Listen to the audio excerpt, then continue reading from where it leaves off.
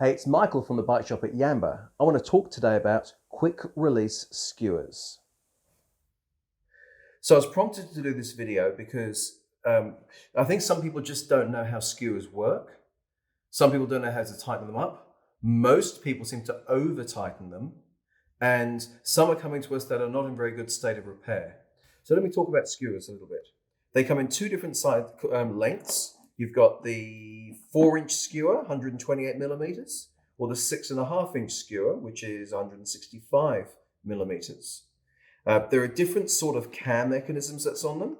So this one's got everything all built into one, whereas this one over here is has got a separate piece over here that contacts, and that's what makes it work. For the components of them, what we've got is we've got the nut at the end, we've got 2 springs, and we have the cam mechanism, as well as the bar itself.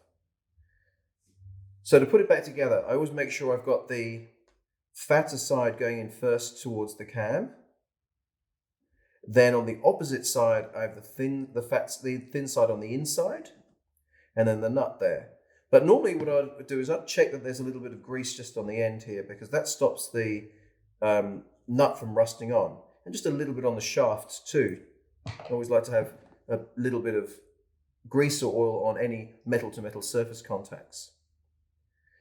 If I find I've got a stiff cam when it's not on the bike, what I'll do, like this one over here, is, it's squeaky and stiff, is I'll put a little bit of oil just on there. And that should sink through, and that should help quite nicely. There you go, that's moving much, much better now.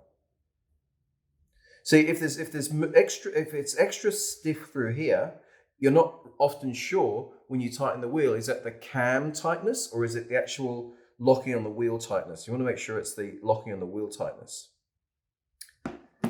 So how do you put it on? How do you take it off the bike? Let's have a look at that next. So I'm going to take this skewer off. What I would do is, this should be just finger tight. And then I would turn, unlock it, unscrew it a few times, and then simply lift it out the fork.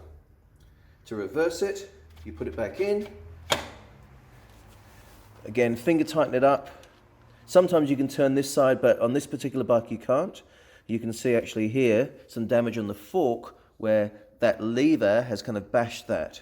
So I'll turn the nut instead, and I'm looking for tension halfway through the range. If I can feel the tension halfway through, the rest of it, a little bit more, there, I do by hand. Now some skewers I do up so that they're tight next to the fork. This one I'm quite conscious of that fork restriction there, so there's only so much space that's there for me. Sometimes I'll have them also that way.